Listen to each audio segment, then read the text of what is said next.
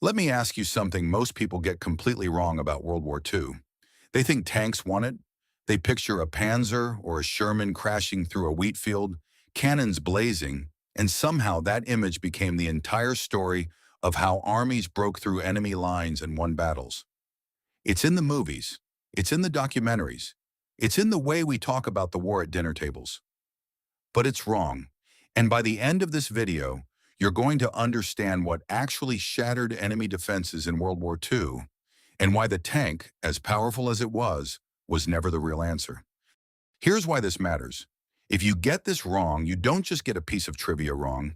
You misunderstand an entire century of military doctrine that followed. The way modern armies fight today, the way the United States, Russia, and every serious military power structures its ground forces, is built on a lesson learned in World War II that has nothing to do with tank armor or tank guns. It's a lesson about combination, about timing, about what happens when different weapons work together instead of one weapon working alone. So here's where we're going. First, we're going to look at what a tank can actually do on its own and what it can't. Then we're going to look at the battles that built the tank's legendary reputation and show you what was really happening underneath the surface. After that, we'll walk through a case study that proves the point beyond doubt. Then we'll hit the moment where this theory was tested to its absolute limit on the largest tank battlefield in human history. And finally, we'll connect all of this to why it still matters for how wars are fought today.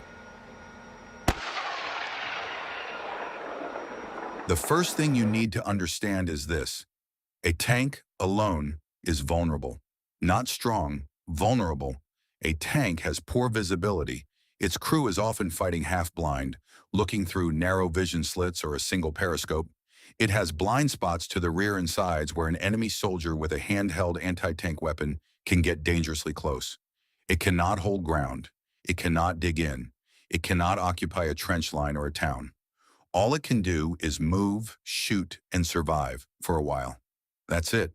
On its own, a tank is a fast, heavily armored target waiting for the right ambush. That means the tank was never a weapon of a single kind. It was a weapon of the system around it. Infantry to protect its blind spots. Artillery to soften defenses before it advances.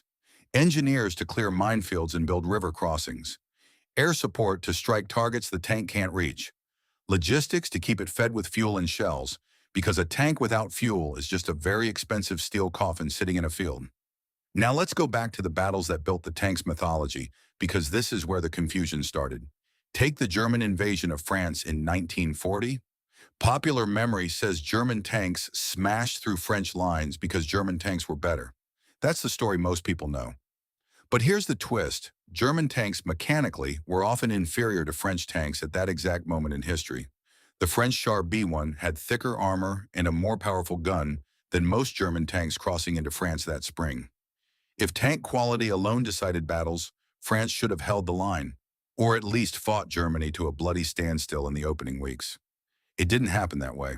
What actually happened was combined arms doctrine, executed with terrifying precision. German commanders used dive bombers to strike ahead of their armored columns, disrupting French communication and command before tanks even arrived. German radios let tank commanders talk to each other and to aircraft overhead in real time, coordinating attacks on the fly, something French tank crews largely could not do because most French tanks didn't even have radios installed. German infantry moved with the tanks, not behind them, clearing pockets of resistance the armor rolled past. It wasn't tank versus tank. It wasn't gun versus gun. It was system versus system, and the system won. This is the point where you need to remember what we said earlier. A tank on its own is vulnerable. Now you're seeing what fills that vulnerability. Radios, aircraft, infantry, coordination. That is the real weapon. The tank is just the piece of that system people can see and photograph. Let's go deeper, because there's a case study that makes this undeniable. The failure of tanks used without support.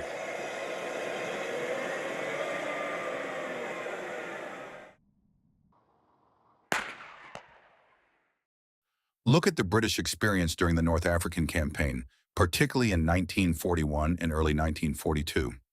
British commanders, dazzled by the tank's speed and firepower, repeatedly sent armored formations forward without adequate infantry or artillery support, believing tanks alone could break German lines through sheer momentum. The result was catastrophic.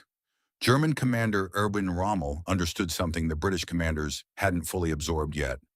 Anti-tank guns, properly concealed and coordinated with artillery, could annihilate an unsupported tank charge.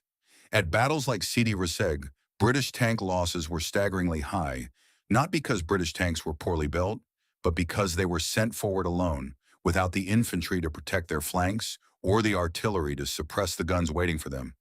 It wasn't a failure of machinery, it was a failure of doctrine.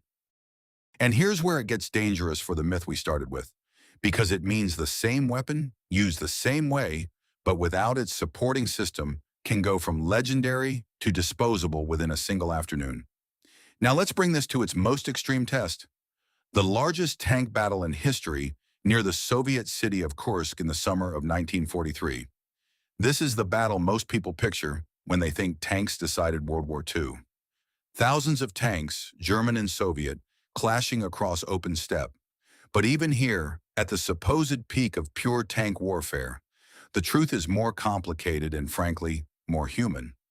Soviet defenses at Kursk were not simply lines of tanks waiting to duel German armor.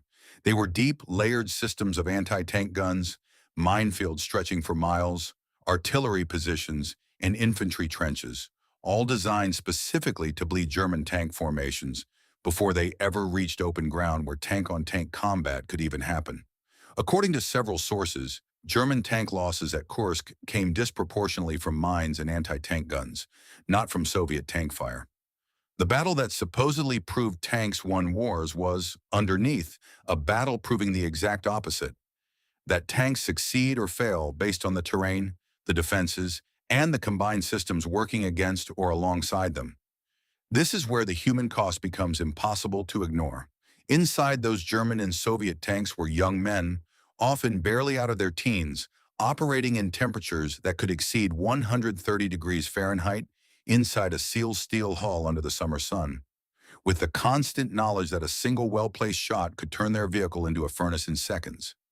Crews trained themselves to escape a burning tank in under 10 seconds because anything slower usually meant death.